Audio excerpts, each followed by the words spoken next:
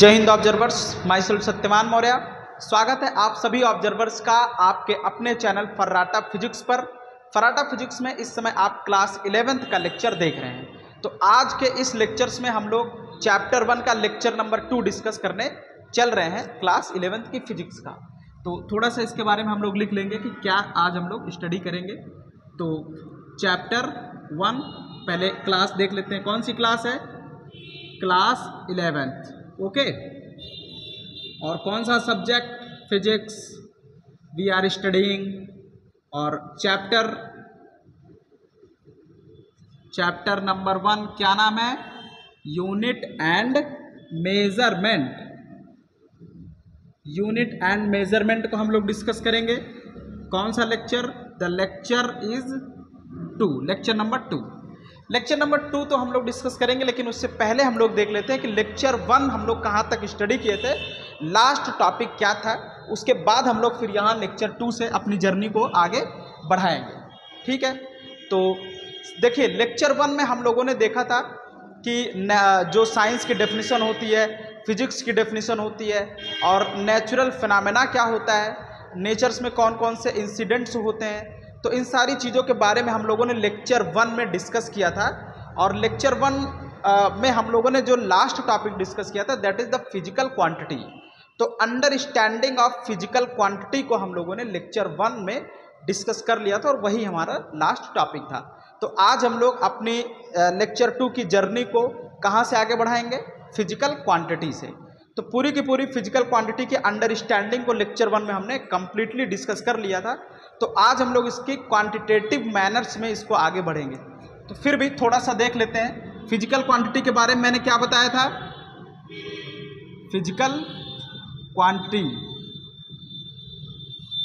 Physical quantity देखिए ये क्या होता है? एक टूल होता है। It is a tool by which we can understand the natural phenomena. We can using this tool we can explain the natural phenomena by measuring the physical quantity with the help of unit.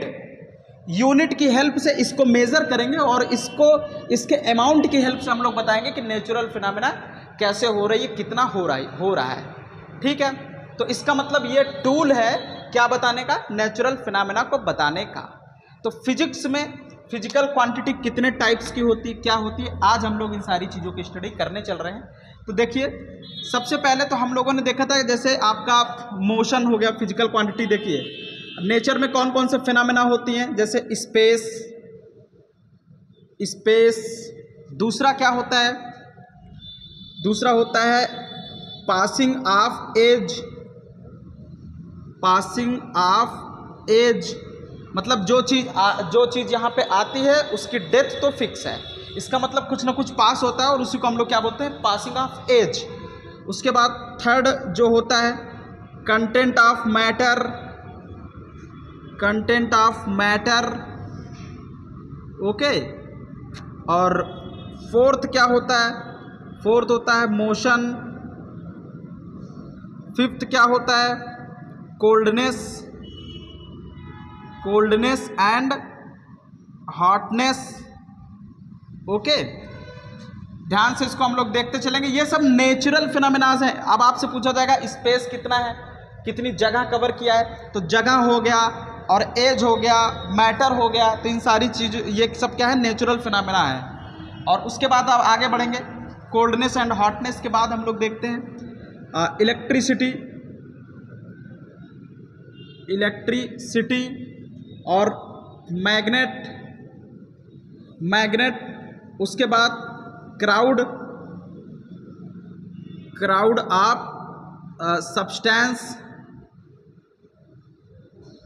Of substance हो गया, and then amount of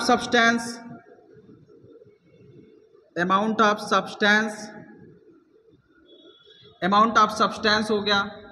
okay, और उसके बाद हम लोग देखते हैं जो क्या कहते हैं कि प्रेस होता है ना, तो पुल और पुश हो गया, प्रेस हो गया, ये सब अभी नेचुरल फिनोमेना से हम लोग बात कर रहे हैं। अभी इसकी फिजिकल क्वांटिटी क्या होती है वो सब हम लोग बात करने वाले हैं। तो पहले आप देख लीजिए, जैसे बिजली कड़कती है ना, तो उसको बोलेंगे इलेक्ट्रिसिटी। अब कितना पावरफुल है वो कौन बताएगा? फिजिकल क्वांटिटी बताता है। इसकी पावरफुलनेस को कौन बताएगा? फिजिकल क्वांटिटी बताएगा। ठीक है, तो इसलिए ध्यान से इसको हम लोग देखते चलेंगे। इलेक्ट्रिसिटी हो गया, मैग्नेट हो गया, और क्राउड ऑफ सब्सटेंस हो गया, अमाउंट ऑफ सब्सटेंस, और ये सब। उसके बाद हमारे पास क्या आ जाता है? हाँ, उसके बाद जैसे एक चीज आपका होता है एनर्जी। तो एनर्जी फिजिकल क्वांटिटी है। अगर इसको हम लोग बात करें तो फ्यूल बोल सकते हैं, फ्यूल बोल सकते हैं, या सोर्स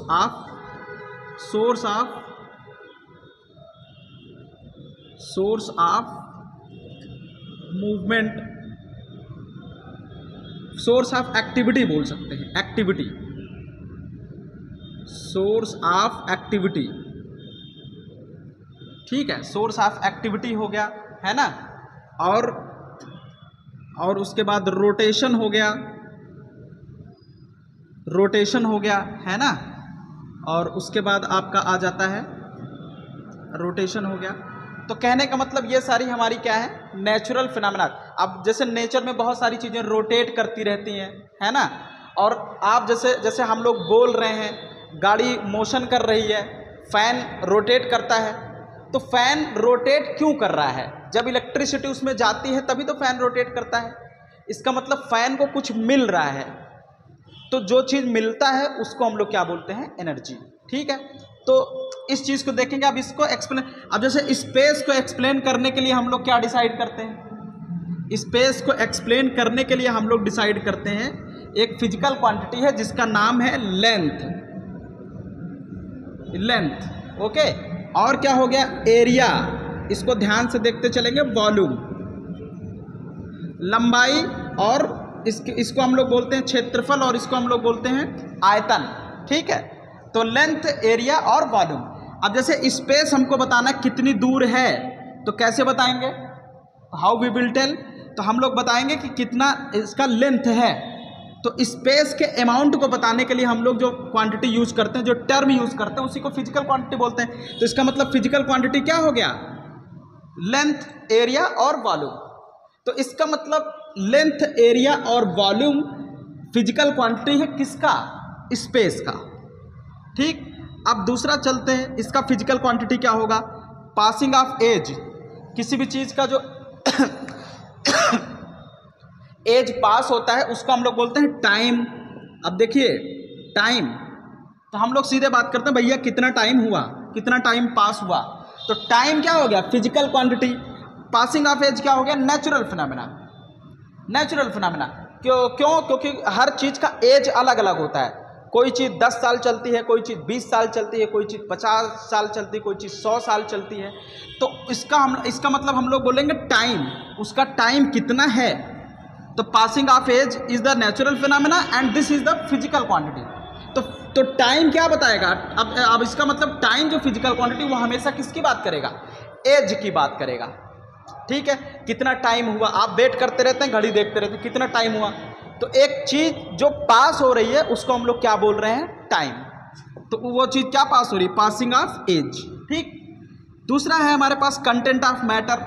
हम लोग वेट करते हैं ना, बहुत कोई चीज़ बहुत ज़्यादा भारी होती है, कोई चीज़ बहुत हल्की होती है। तो अब कोई चीज़ भारी हो रही है, कोई चीज़ हल्की हो रही है। इसका मतलब हैवीनेस को कौन बता रहा है? हैवीनेस को एक फिजिकल क्वांटिटी डिसाइड करेंगे जिसको हम लोग बोलते हैं मास। तो मास का काम है वो किसी भी बॉडी के हैवीनेस को बताए। The work of mass is to tell the heaviness of a body और content of matter in a body. तो this is a physical quantity mass and this tells the content of matter. And motion, motion के लिए physical quantity क्या हो गया? कोई चीज़ move कर रही है, आप देखिए हर चीज़ तो मूव करती रहती है, पतंग मूव कर रहा है, गाड़ियाँ मूव कर रही हैं, हम लोग मोशन में होते हैं। और जब हवाएं बहती हैं तो पेड़ पौधे की जो पत्तियाँ होती हैं, leaves are also in the motion. There are so many kind of motion occurs in the nature. And if someone asked you that how how we describe the motion and what is the physical quantity, what is the term with the help of we can describe the motion, then you will say that the motion is like velocity,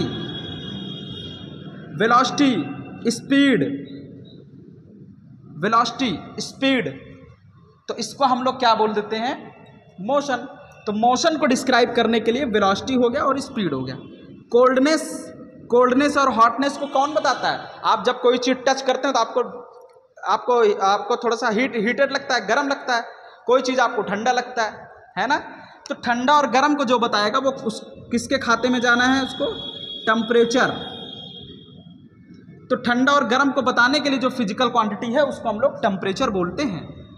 ठीक है, तो अब temperature का काम केवल क्या है, वो सिर्फ यही ठंडा और गर्म बताएगा। टेम्परेचर मोशन नहीं बता पाएगा, ये बात ध्यान रखिएगा। टेम्परेचर मोशन नहीं बताएगा, टेम्परेचर मास नहीं बता सकता, टेम्परेचर टाइम नहीं बता पाएगा। अब पता लगा किसी चीज़ का टेम्परेचर अगर 15 डिग्री है तो वो ये नहीं बता पाएगा कि ये 5 साल से रखी है कि 10 साल से रखी है।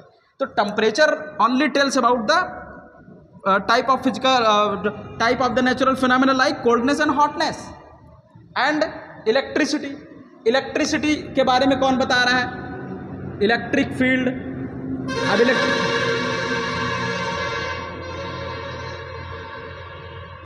अब इलेक्ट्रिसिटी कितनी पावरफुल है, कितनी ज़्यादा है, कितनी कम है, इसको बताने के लिए हम लोग इलेक्ट्रिक फील्ड का यूज़ करेंगे, इलेक्ट्रिक फील्ड का यूज़ करेंगे। या करंट का भी हम लोग यूज़ करते हैं। Current is also physical quantity और इलेक्ट्रिक फील्ड इज आल्सो, ये स्टैटिक होता है, ये रुकी हुई इलेक्ट्रिसिटी के बारे में बताता है, और ये मोशन वाली इलेक्ट्रिक फील्ड के बारे में बताता है। अब जैसे मोशन वाली इलेक्ट्रिक फील्ड के बारे में होगा, करंट अगर कोई बोल रहा है कि ये यहाँ पे तार में 50 एम्पियर करंट फ्लो हो रही है, इसका मतलब पावरफुल करंट है। तो जैसे किसी ने बोला 50 एम्पियर, आपको लग गया कि अब ये खतरनाक हो सकता है। अब जैसे कोई बोलेगा भैया 1 एम्पियर करंट है, बस ज़्यादा करंट नहीं है, या 1 मिली एम्पियर करंट है, तो अब आप तुरंत जाके लप से जो है टच कर सकते हो उसको तुरंत, तो आपको कोई प्रॉब्लम नहीं होगी। तो इसका मतलब ये हुआ कि हमने बस सिर्फ इतना बोला 1 मिली एम्पियर और 50 एम्पियर, तो आपके दिमाग में आएगा ना कि ये इसका मतलब मूविंग इलेक्ट्रिसिटी है और इसकी वैल्यू का क्या है, कम है, इसकी वैल्यू ज़्यादा है। तो इसका मतलब वी कैन टच इट, हम लोग इसको टच कर सकते हैं, क्योंकि इतनी छोटी इलेक्ट्रिसिटी से हमारा कुछ नहीं होने वाला, समझ पाए। और ये स्टैटिक इलेक्ट्रिसिटी, जो रुकी हुई इलेक्ट्रिसिटी होती है, जैसे बैटरी में, तो बैटरी में इलेक्ट्रिक फील्ड अगर आपको कोई बोलेगा कि इलेक्ट्रिक फील्ड की वैल्यू 50 है, 100 है, तो उसी हिसाब से आपको अंदाज़ा लग जाता है। ठीक है, दूसरा क्या है, मैग्नेट को बताने के लिए हम लोग जो फिजिकल क्वांटिटी यूज़ करते हैं, मैग्नेटिक फील्ड। और क्राउड ऑफ सब्सटेंस के अंदर भीड़ कितनी है, उसको हम लोग क्या बोलते हैं, डेंसिटी। जैसे हम लोग देखिए, अगर हमने कहा कि भैया पॉपुलेशन बहुत ज़्यादा है, इसका मतलब लोगों के घर, जैसे शहरों में आप देखिए लोग, भीड़ बहुत ज़्यादा है, लोग बहुत डेंस हैं, ओके। तो इसका मतलब ये हुआ कि भीड़ को बताने का जो काम करता है वो कौन बताता है, कौन सी फिजिकल क्वांटिटी, डेंसिटी। तो डेंसिटी आपको बताएगा कि कोई भी चीज़ कितना घना है, कितना कॉन्सेंट्रेटेड है। ठीक है, उसके बाद अमाउंट ऑफ सब्सटेंस को कौन बताता है, छोटे छोटे जो होते हैं मोल। ठीक, अच्छा, मोल इज आल्सो फिजिकल, ये सब हम इधर फिजिकल क्वांटिटी लिख रहे हैं। These are the natural phenomena, these are the natural phenomenas and these are the physical quantities. Please, हम आपको ये बताना चाहते हैं कि ये फिजिकल क्वांटिटी किस टाइप की नेचुरल फिनोमेना को एक्सप्लेन करती है। अब लेंथ आपको ये नहीं बताएगा कि क्राउड ऑफ सब्सटेंस कितना है, लेंथ केवल किसके बारे में बता रहा है, स्पेस के बारे में। तो इस चीज़ को थोड़ा सा ध्यान में समझा जाए। पुल और पुश कौन बताता है, फोर्स।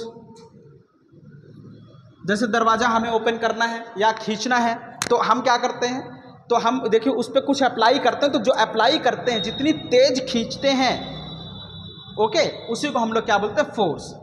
अब फोर्स, जैसे हमने बोला 50 न्यूटन, तो इसका मतलब आपने ज़्यादा फोर्स लगा दिया। हमने बोला भैया हम बस 1 न्यूटन फोर्स लगाए थे, तब भी दरवाज़ा टूट गया, पता नहीं कैसे। तो इसका मतलब 1 न्यूटन का मतलब बहुत कम फोर्स, आपने बहुत कम खींचा।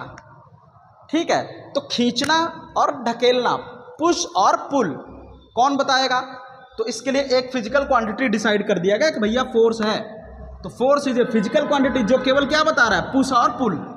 तो जहाँ पुश और पुल लगेगा तो ये कौन डील करेगा? फोर्स। ठीक है, प्रेस, किसी चीज़ को आप क्या कर रहे हो? प्रेस कर रहे हो एकदम पूरा ताकत लगा के। तो प्रेस के लिए जो फिजिकल क्वांटिटी होती है उसको हम लोग बोलते हैं प्रेशर। उसको हम लोग क्या बोलेंगे? प्रेशर। और source of activity, source of activity को हम लोग बोल देते हैं energy. Energy, energy is the physical quantity which is source of activity. जैसे कोई एक्टिविटी हो रही है तो उसका वो एक्टिविटी आ कहाँ से रही है, वो कैसे कोई चीज़ एक्टिविटी कर रही है, तो उसका मतलब उसको एनर्जी मिल रही है। तो energy is the physical quantity. ठीक है। दूसरा है रोटेशन। रोटेशन के लिए हम लोग क्या करते हैं? अब कोई चीज़ मान लीजिए घूम रही है, देखो नेचर में बहुत सारी चीज़ें रोटेट कर रही हैं। कोई चीज़ बहुत धीरे धीरे घूम रही है, कोई चीज़ बहुत तेज़ घूम रही है। तो अब किसी को बताना है तो आप क्या बोलोगे कि भैया बहुत तेज़ घूमता है, भैया बहुत स्लो घूमता है। जैसे फ़ैन हम लोग लेने जाते हैं ना, तो उस पर क्या होता है? फर्राटा फ़ैन, तो उसमें कहते हैं भैया 400 आरपीएम है, भैया 1300 आरपीएम है। 1300 आरपीएम का मतलब 1300 राउंड पर मिनट। 400 आरपीएम मीन्स 400 राउंड पर मिनट। इसका मतलब तो हम लोग सीधे आरपीएम पे बात कर रहे हैं, 400 आरपीएम बस। तो RPM is the unit. Okay. तो इसका मतलब ये हुआ कि फिजिकल क्वांटिटीज जो चीज़ रोटेशन को डिस्क्राइब करती हैं उसमें क्या क्या चीज़ें आ जाती हैं? अमाउंट ऑफ रोटेशन में एंगुलर वेलोसिटी, और जैसे एंगुलर वेलोसिटी, एंगुलर एक्सेलरेशन, जितना रोटेशन वाली चीज़ें हैं वो सब उसमें एंगुलर लग जाएगा। Angular acceleration. ठीक है। तो ये हमारे पास क्या था? Physical quantities. अभी और भी फिजिकल क्वांटिटी हम लिखा रहे हैं, लेकिन इसको थोड़ा सा आपको ये समझाना था कि कैसे हम लोग इसके लिए एक फिजिकल क्वांटिटी डिसाइड कर रहे हैं। और एक फिजिकल क्वांटिटी केवल एक पर्टिकुलर टाइप के फिनोमेनास को एक्सप्लेन कर पाएगी, बाकी अदर फिनोमेनास को एक्सप्लेन करने के लिए हमें दूसरी फिजिकल क्वांटिटी डिफाइन करना पड़ेगा। ठीक है। अब यहाँ पे हम लोग देखते हैं कि देखिए हमारे पास नेचर में तो ये तो हमने बहुत कम जो फिनोमेनास हैं उनके बारे में डिस्कस किया है और उनके बारे में फिजिकल क्वांटिटीज लिखा है। अभी नेचर में बहुत सारी फिनोमेनास होती हैं, मतलब लाखों करोड़ों अरबों बहुत सारी फिनोमेनास। कितने फिनोमेनास तो अभी डिस्कवर ही नहीं हुई हैं। तो उन सब को अगर हमें लिखना है, इतने बड़े फिनोमेनास के बारे में डिस्कस करना है, तो आखिर कैसे हम लोग, क्योंकि इतनी नेचुरल फिनोमेना है तो उतना फिजिकल क्वांटिटी हम लोग याद रख पाएंगे। तो इसका मतलब हर नेचुरल फिनोमेना के लिए अलग फिजिकल क्वांटिटी डिसाइड करना पड़ेगा। तो ये देखा गया कि हम लोग क्या करते हैं।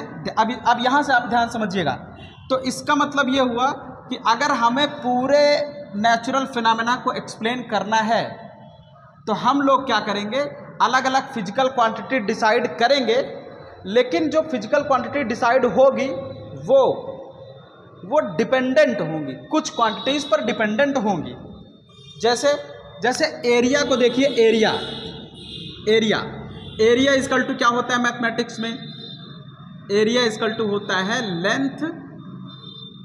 एरिया इक्वल टू होता है लेंथ इंटू ब्रेड्थ।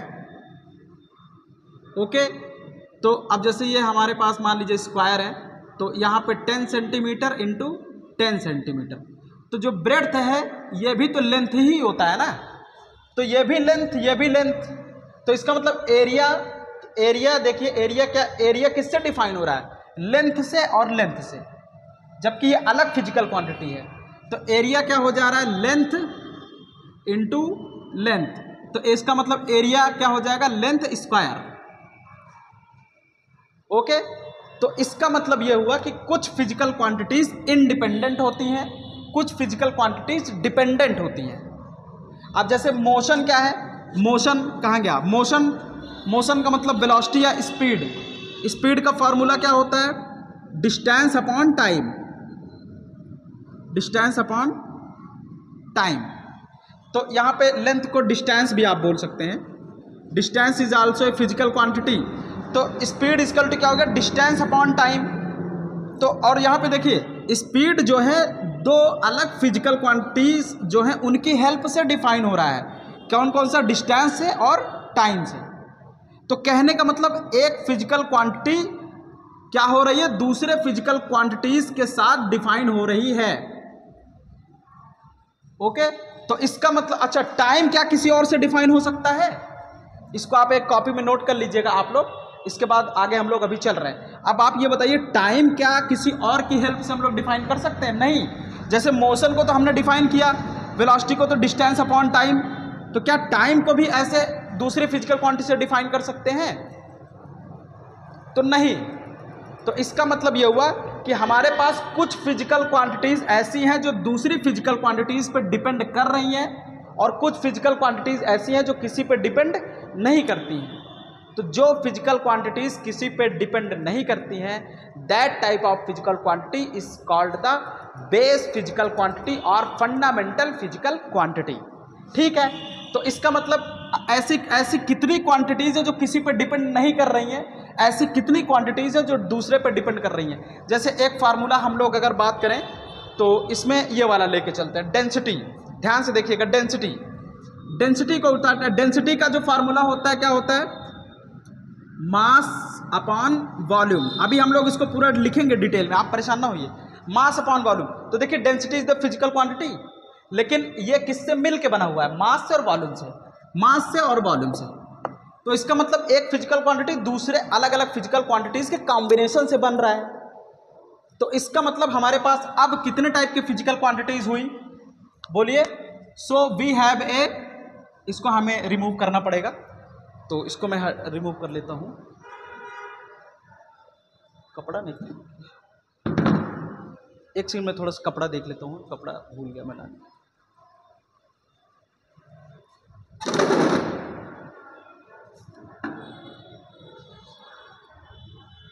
कपड़ा नहीं मिल रहा है, तो इसको मैं जो है ऐसे ही साफ कर लेता हूँ। ठीक है, थोड़ा सा देखिएगा। अब नीचे जाना पड़ेगा, तो अभी है नहीं, अब टाइम वेस्ट होगा। ठीक है,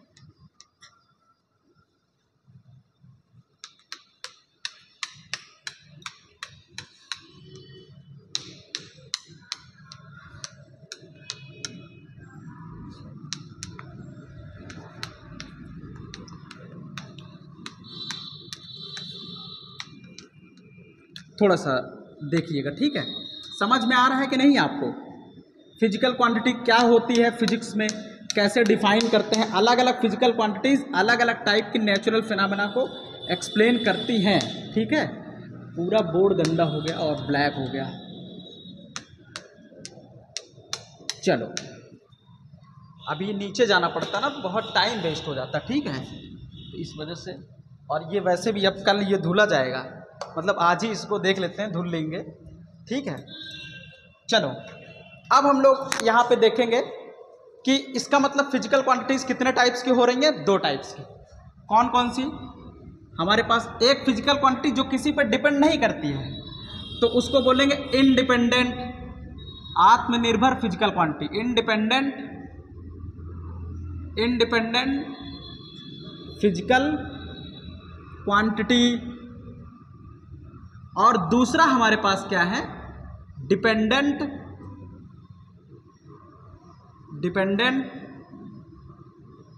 फिजिकल क्वांटिटी। मतलब ऐसी फिजिकल क्वांटिटी जो दूसरे पर डिपेंड कर रही है, दूसरी फिजिकल क्वांटिटीज पर डिपेंड कर रही है। ठीक है, तो जो क्वांटिटी इंडिपेंडेंट होती है उसको हम लोग क्या बोलते हैं? Fundamental physical quantity. Fundamental physical quantity. Okay, और जो दूसरे फिजिकल क्वांटिटी पर डिपेंड करती हैं उनको हम लोग बोल देते हैं derived physical quantity. Derived physical quantity बोलते हैं। इसको हम लोग बेस फिजिकल क्वांटिटी भी बोलते हैं। तो यहाँ पे आप बेस भी लिख लीजिएगा थोड़ा सा, इसको हम लोग बेस फिजिकल क्वांटिटीज भी बोलेंगे। ओके, तो चलिए अब हम लोग देख लेते हैं ऐसी कितनी क्वांटिटीज हैं जो किसी दूसरी क्वांटिटीज पर डिपेंड नहीं करती हैं, ऐसी कितनी क्वांटिटीज हैं जो दूसरी क्वांटिटीज पर डिपेंड करती हैं। तो अब आप लोग हेडिंग डाल दीजिए, अब हेडिंग डाल दीजिए इंडिपेंडेंट, ये फंडामेंटल फिजिकल क्वांटिटीज। ठीक है,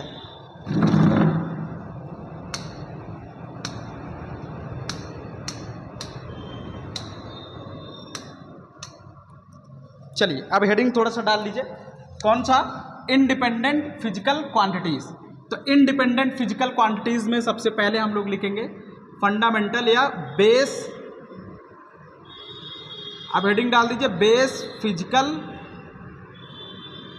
क्वांटिटी। बेस फिजिकल क्वांटिटी में सबसे पहली क्वांटिटी हम लोग लिखेंगे, सबसे पहली क्वांटिटी हम लोग लिखेंगे लेंथ। दूसरी क्वांटिटी, लेंथ किसी पर डिपेंड नहीं करती है और ये किसको बताती है? स्पेस को। तो अब हम नेचुरल फिनोमेनास को नहीं लिखेंगे, ये बात ध्यान रखिएगा। अब हम केवल फिजिकल क्वांटिटीज को लिखते हुए आगे बढ़ रहे हैं। तो लेंथ हो गया और दूसरा क्या हो गया? टाइम। थर्ड क्या हो गया? मास। फोर्थ क्या हो गया? Temperature. And the fifth is current and the six is amount of substance,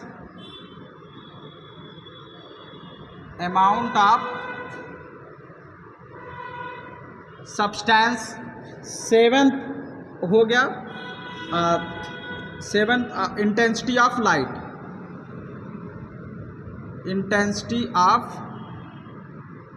light, या इसको लुमिनस इंटेंसिटी भी बोलते हैं, इसको लुमिनस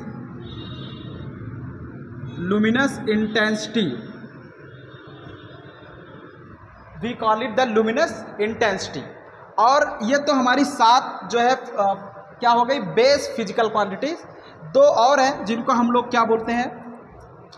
एक्स्ट्रा जो हमारे पास है 8 करके, ये अच्छा ये ध्यान रखिएगा, ये 8 और 9 ये 2 बेस क्वांटिटीज़ नहीं हैं, ये एंगल से रिलेट करती हैं, ठीक है। तो इसको हम लोग बोलेंगे कौन सा है? प्लेन एंगल, और ये हमारा होगा सॉलिड एंगल।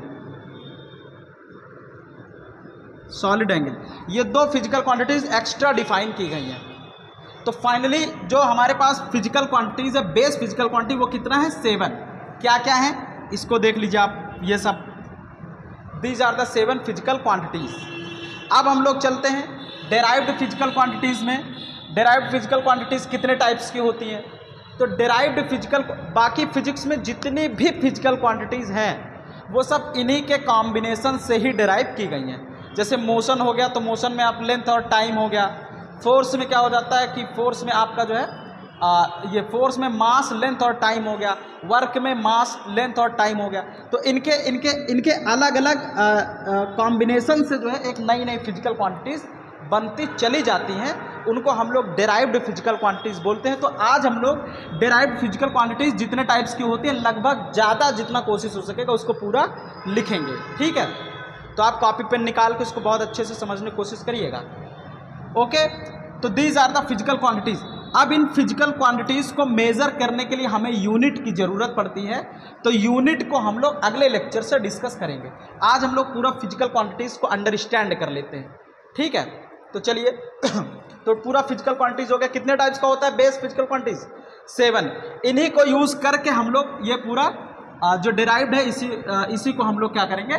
डिफाइन करेंगे, ठीक। तो आप अगली हेडिंग डाल दीजिए डेराइव्ड फिजिकल क्वांटिटीज़, इसके बारे में पूरा लिखिए। चलिए डेराइव्ड फिजिकल क्वांटिटीज़ में इसको लिख लीजिए। अब हम लोग इसको देखेंगे, इसको हटाएं। चलिए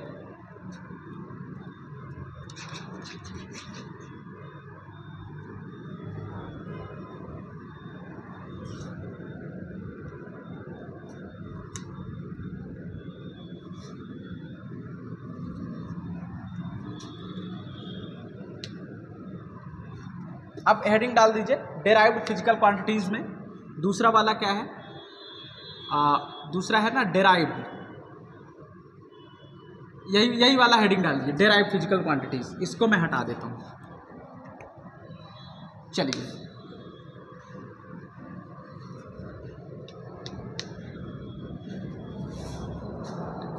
आज कपड़ा भूल गया मैं,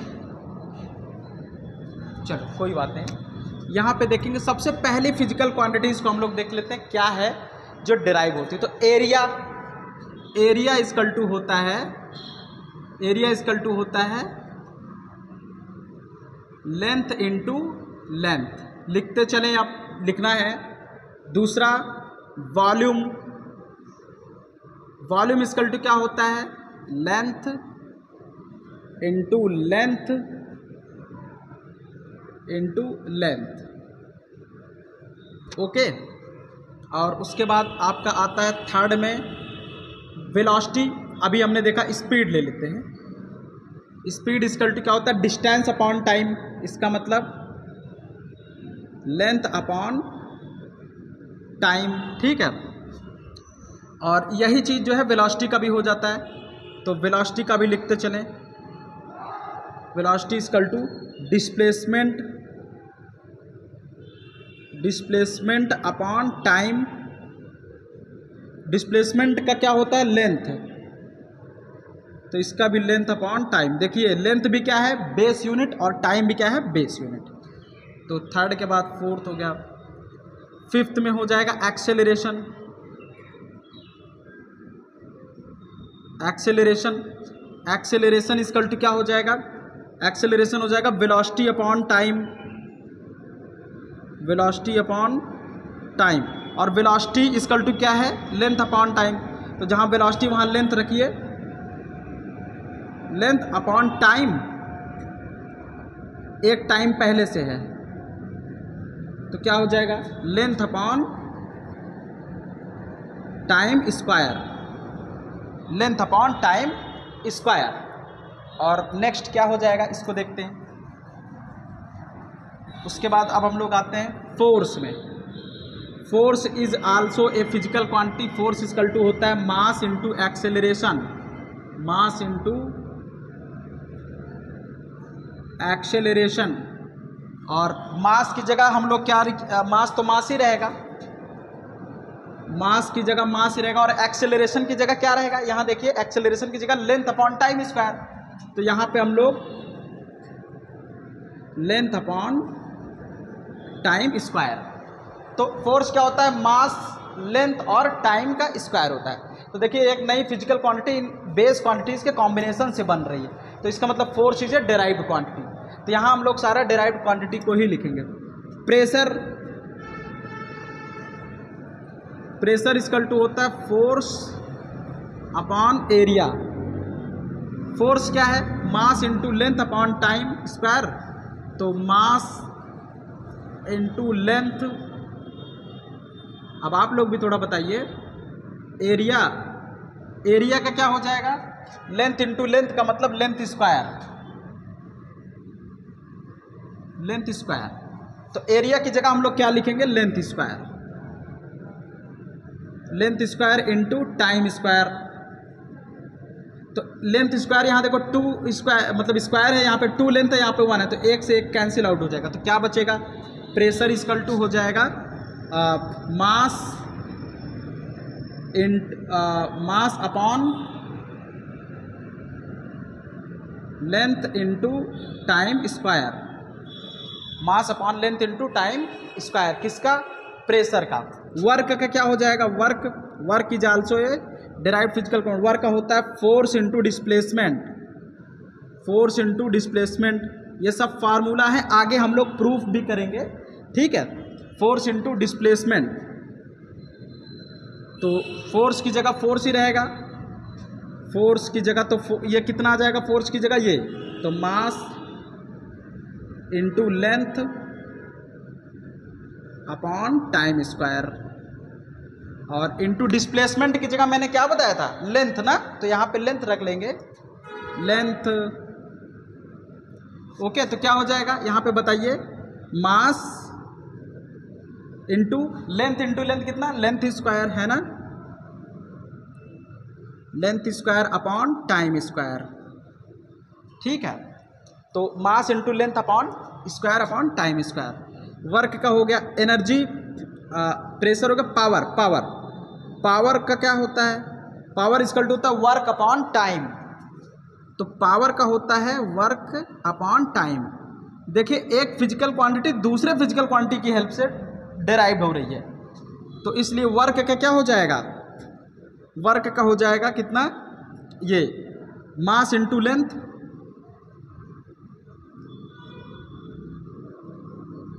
स्क्वायर अपॉन एक टाइम नीचे और टाइम इसमें जो टाइम स्क्वायर कितना, टाइम की पावर 3, ठीक है, टाइम की पावर 3। तो ये किसका आ गया, पावर का आ गया।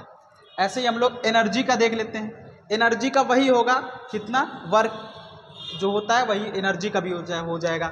तो एनर्जी, इसको एनर्जी करके आप यही लिख लीजिएगा, mass into length square upon time square, ठीक है। अब हम लोग आगे चलते हैं। आगे जो हमारा नई फिजिकल क्वांटिटीज़ होंगी उसको देखेंगे। तो इसको हो गया, तो हम इसको रिमूव करें, इसको आप लोग नोट कर लीजिए। अगला जो हमारा होगा क्या होगा, 5 ना, ये हो गया 6, this is 7 and this is 8 and this is 9। अब हम लोग 10 की तरफ आगे बढ़ेंगे, 10 की तरफ आगे बढ़ेंगे, देखिएगा।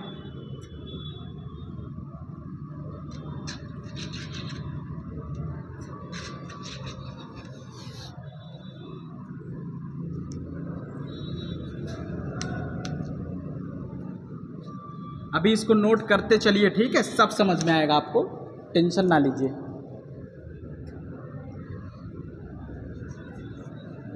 कॉपी में अच्छी नोट्स आप बना लीजिए, ठीक है, बोर्ड के लिए। अब आपका बोर्ड में बहुत अच्छा नंबर आने वाला है, क्योंकि अब आप बड़ी सिस्टमैटिक फिजिक्स पढ़ रहे हैं, ठीक है।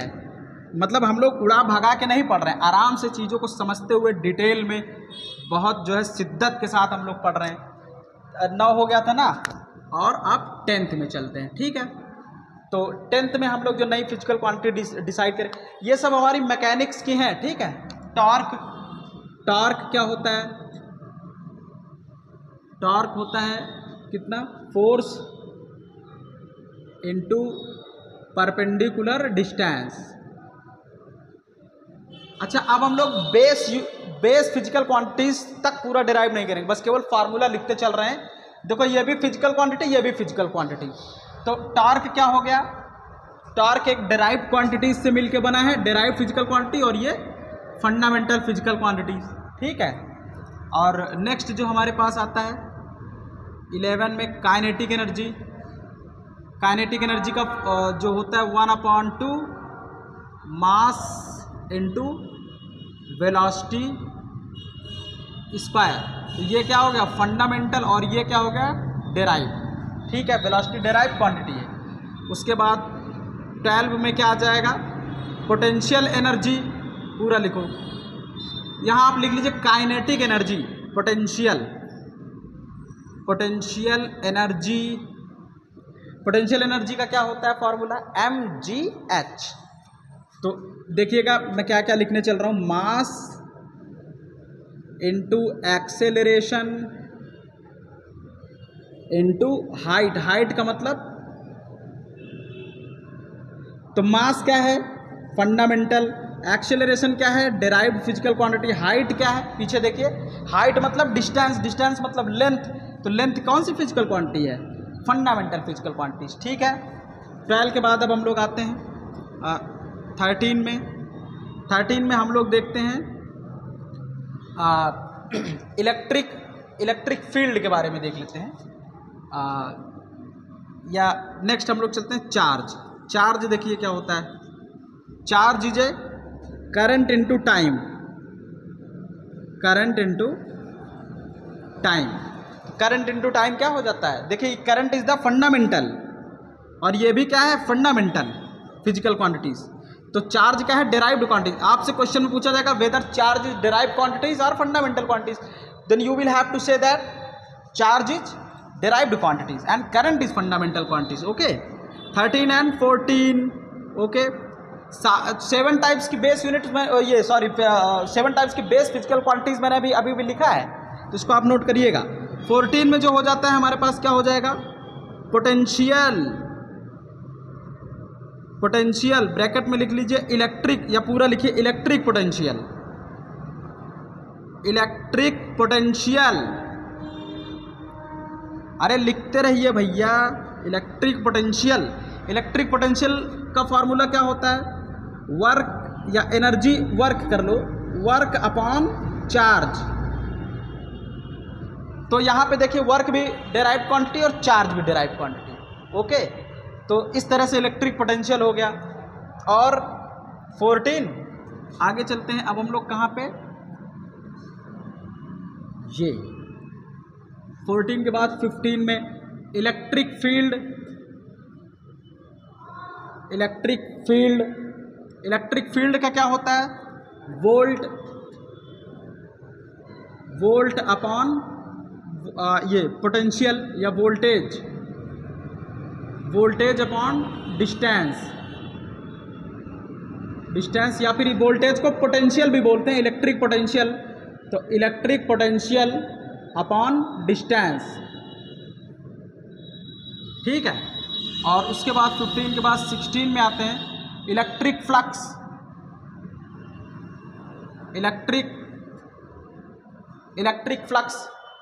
फ्लक्स का फॉर्मूला क्या होता है? Electric field into area, electric field into area. तो electric field is the derived quantity and area is also a derived physical quantity. तो आप देखिए फिजिक्स में डिराइव्ड क्वांटिटी भी डिराइव्ड और फिजिकल मतलब बेस से मिलके जो है बन रही है, ठीक है। और 16 के बाद हम लोग ले लेते हैं 17 इलेक्ट्रिक डाइपोल मोमेंट लिख लीजिए। अरे लिख लो भैया, हाथ दर्द करने लगा क्या है? ज़्यादा हो रहा है, थोड़ा सा लिख लो, क्योंकि आज हमें इस पूरे लेक्चर्स में इसको निपटाना है, ठीक है। तो आप बोर मत होइए प्लीज़। आज इस लेक्चर में हम इसको पूरा कर लेते हैं, अगले लेक्चर्स में हम लोग यूनिट के बारे में पूरा स्टडी करेंगे। अभी इन सब की यूनिट्स के बारे में भी डिस्कस करना है, तो जब यूनिट पढ़ेंगे तो फिर से थोड़ा बहुत हमें ऐसे करना पड़ेगा। एक बार आप फार्मूला लिखे रहोगे तो पूरे फिजिक्स में ये काम आता रहेगा बार बार, ठीक है। तो इसलिए ये बहुत ज़रूरी है कि आप पहले दूसरे लेक्चर्स में काफ़ी सारी चीज़ों की बातें कर पाएँ, ठीक है। तो बहुत ज़रूरी है ये, इसलिए थोड़ा सा इलेक्ट्रिक डाइपोल मोमेंट का क्या होता है? इलेक्ट्रिक डाइपोल मोमेंट का होता है चार्ज इंटू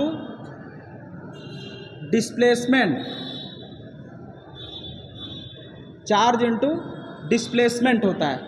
और 18 के बाद 18 होता है पोलराइजेशन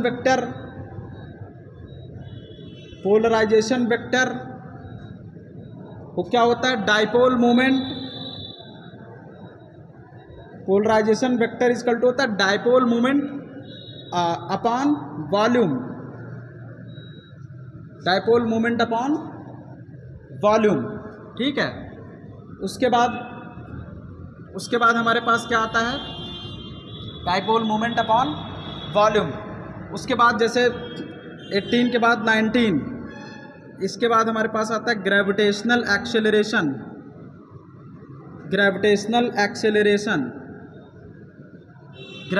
एक्सेलरेशन को हम लोग स्मॉल जी से रिप्रेजेंट करते हैं, और ये एक तरीके का एक्सेलरेशन का ही होता है। तो एक्सेलरेशन में हमने क्या देखा था पिछली बार? तो एक्सेलरेशन का देखा था distance upon time square.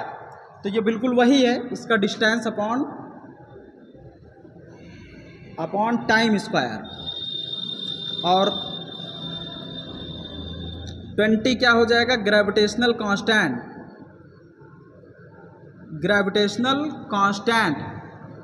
Constant को हम लोग जी से रिप्रेजेंट करते हैं।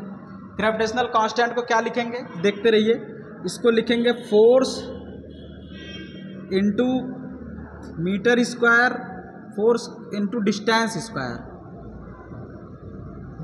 स्क्वायर और अपॉन मास स्क्वायर। ऐसे बहुत सारी चीज़ें हैं। तो अब हम लोग ये नहीं लिखने चल रहे हैं, अब हम आपको ये बताएंगे कितने टाइप्स की फिजिकल क्वांटिटीज़ होती हैं। तो अभी तक तो हम आपको बता रहे थे ये फिजिकल क्वांटिटी कौन सी फिजिकल क्वांटिटी से मिलकर बन रही हैं। तो ये सारी चीज़ें ऐसे लिस्ट बनाते जाएंगे तो बहुत लंबी लिस्ट हो जाएगी। तो कम से कम मैं उनके नाम लिख देता हूं, तो आगे चल के आप फिर ETC कर दीजिएगा। तो और भी मैं उनके नाम लिख रहा हूं, देखिएगा। इसको मैं रिमूव करूं, देखते रहिएगा। ठीक है, तो now I am removing it. और अब हम लोग इसके जैसे ये नाम है ग्रेविटेशनल एक्सेलरेशन और कांस्टेंट और ये सब अब नाम लिखने चल रहे हैं, तो आप उनको जो है देख लीजिएगा। मैं इसको हटा रहा हूँ ना। चलो भाई, डस्टर हमारा तैयार है आज।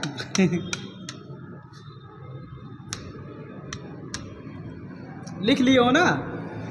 नहीं लिख पाए हो तो बताओ, लेकिन बताओ कि कैसे। अब इधर से तो केवल मैं ही बोल पाऊंगा, आप तो उधर से बोलोगे तो मुझे सुनाई नहीं देगा, है ना।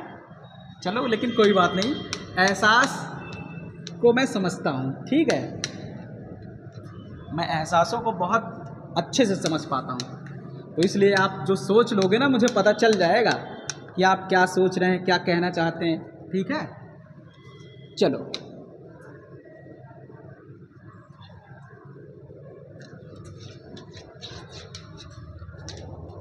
नीले कलर का देखा है कभी डस्टर आपने? आज आप पहली बार नीले कलर का डस्टर आप देख रहे होंगे, और नीले कलर को काला होते हुए आपने देखा है। तो आज हम आपको ये भी दिखा देते हैं कि काला कैसे होता है। ठीक है, नीला कलर। चलो, तो कहने का मतलब इतनी सारी चीज़ें हम लोगों ने लिखा था, तो आज हम लोग आगे बढ़ेंगे।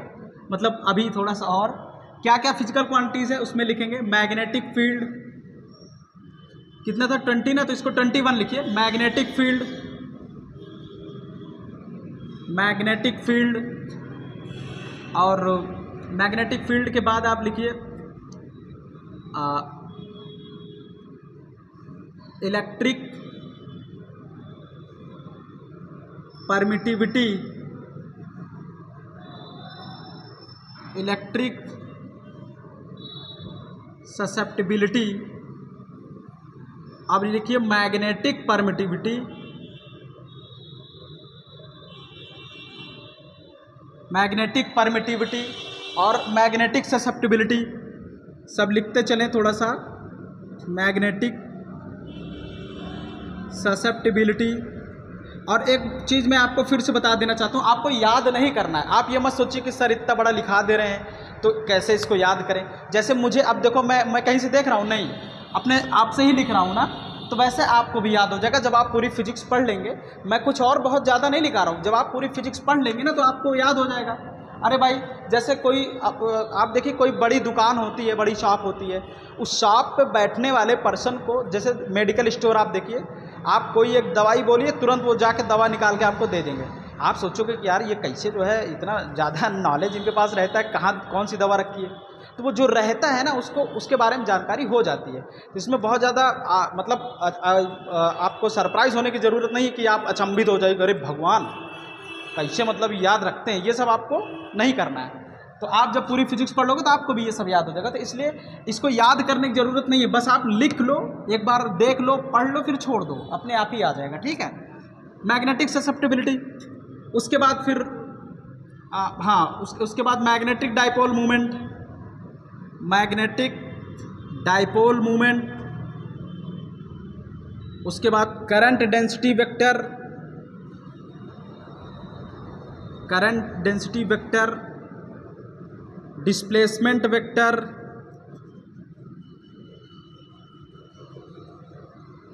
डिस्प्लेसमेंट वेक्टर हो गया। ठीक है, और डिस्प्लेसमेंट वेक्टर हो गया।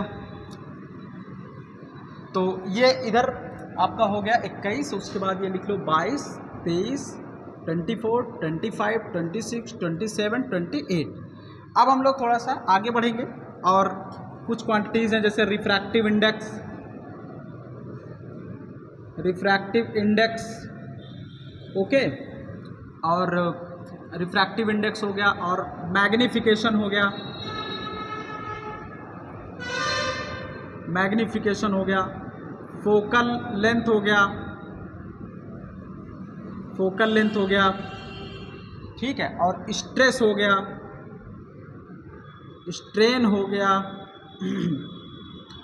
और स्ट्रेस हो गया, स्ट्रेन हो गया, डिस्पर्सिव पावर हो गया, डिस्पर्सिव पावर। ठीक है, इंटेंसिटी ऑफ लाइट, इंटेंसिटी तो हमारा वो हो जाएगा, बेसिक यूनिट हो जाएगा। डिस्पर्सिव पावर हो गया। ठीक है, तो इसका कितना हुआ, 28 के बाद इसको बोल दीजिए 29, इसको 30, 31, 32, 33, 34। तो डिस्पर्सिव पावर के बाद आप जो है आ जाइए इधर, बोल्ट्जमैन कांस्टेंट हो गया, बोल्ट्जमैन कांस्टेंट हो गया, स्टीफेंस कांस्टेंट हो गया, स्टीफेंस कांस्टेंट हो गया। ठीक है, स्टीफेंस कांस्टेंट हो गया, और बोल्ट्जमैन कांस्टेंट हो गया, और वीन्स कांस्टेंट हो गया, वीन्स कांस्टेंट।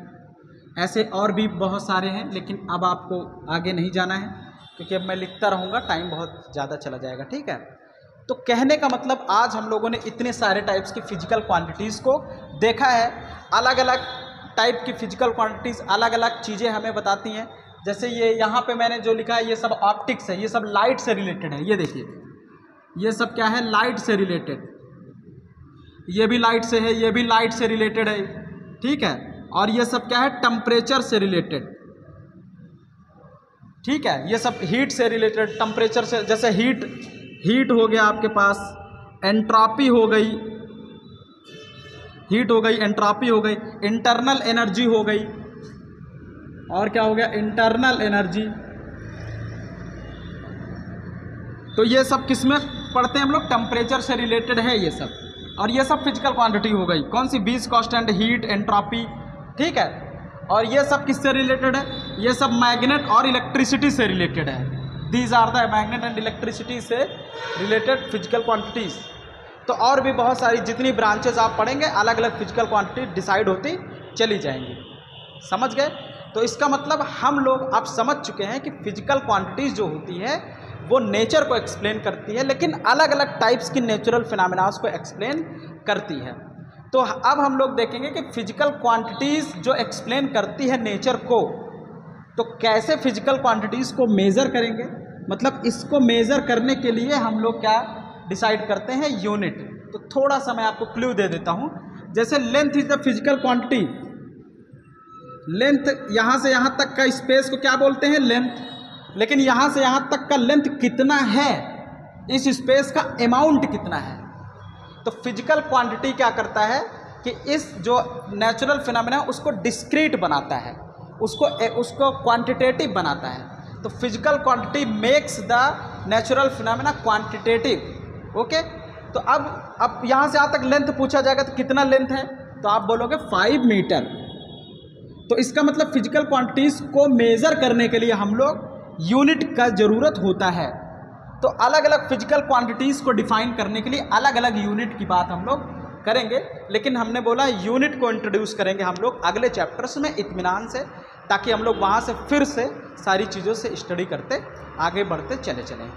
ठीक है, एक चीज़ हमें आज और भी डिस्कस करना था, लेकिन आई थिंक टाइम बहुत ज़्यादा हो रहा है, तो इसलिए आज हम उसको स्किप करेंगे, और वो है सफिक्सेस एंड प्रीफिक्सेस। तो सफिक्सेस एंड प्रीफिक्सेस को भी हम लोग अगले लेक्चर्स में उसको कवर कर लेंगे। ठीक है, तो चलिए अब हमें इजाज़त दीजिए और मिलते हैं अब आपसे अगले लेक्चर्स में यूनिट के साथ, कि यूनिट क्या होता है, कैसे मेज़र करते हैं, इन सारी चीज़ों से रिलेटेड। फिलहाल आज हम लोगों ने पूरा फिजिकल क्वांटिटीज़ को देखा। मतलब हम लोग, अच्छा एक चीज़ और छूट रहा था। फिजिकल क्वांटिटीज़ कई सारे टाइप्स की होती है। जैसे पहला हो गया न्यूमेरिकल, जिसमें केवल न्यूमेरिकल वैल्यू होता है। दूसरा हो गया वेक्टर, और तीसरा हो गया स्केलर। तो इन 3 टाइप की फिजिकल क्वांटिटीज़ होती है। तो कुछ फिजिकल क्वांटिटीज़ केवल न्यूमेरिकल वैल्यू होंगी बस, जैसे रिफ्रैक्टिव इंडेक्स हो गया, स्ट्रेन हो गया, और मैग्निफिकेशन हो गया। इसका भी कोई यूनिट नहीं है, इसका भी कोई यूनिट नहीं है, इसका भी कोई, केवल क्या है वो, न्यूमेरिकल वैल्यू। कुछ फिजिकल क्वांटिटीज़ स्केलर होती हैं, जैसे स्पीड। कुछ फिजिकल स्केलर जैसे स्पीड। कुछ फिजिकल क्वांटिटीज वेक्टर होती हैं, जैसे वेलोसिटी, डिस्प्लेसमेंट, फोर्स। ये सब क्या हो गई, वेक्टर फिजिकल क्वांटिटीज। ये सब क्या हो गई, स्केलर फिजिकल क्वांटिटीज, जैसे डेंसिटी, वॉल्यूम, एरिया, स्पीड, है ना, लेंथ। तो ये सब क्या हो गई, स्केलर हो गई। तो कहने का मतलब इतने टाइप्स की फिजिकल क्वांटिटीज़ को आज हम लोगों ने देखा है। इसके बाद हम लोग जो है यूनिट्स के बारे में इंट्रोड्यूस करेंगे। ठीक है, तो चलिए अब मुझे इजाज़त दीजिए, चलते हैं। चलने से पहले एक छोटी सी इन्फॉर्मेशन हम आपको बता देते हैं कि आप इस समय फिजिक्स पढ़ रहे हैं आपके अपने चैनल फर्राटा फिजिक्स पर। फर्राटा फिजिक्स क्लास 11-12 के फिजिक्स लेक्चर्स प्रोवाइड करता है, एकेडमिक लेक्चर्स, जो बोर्ड के एग्ज़ाम के लिए काफ़ी कारगर होता है। साथ ही साथ हम लोग IIT JEE mains and advance की भी तैयारी करते हैं, और नीट की भी तैयारी करते हैं।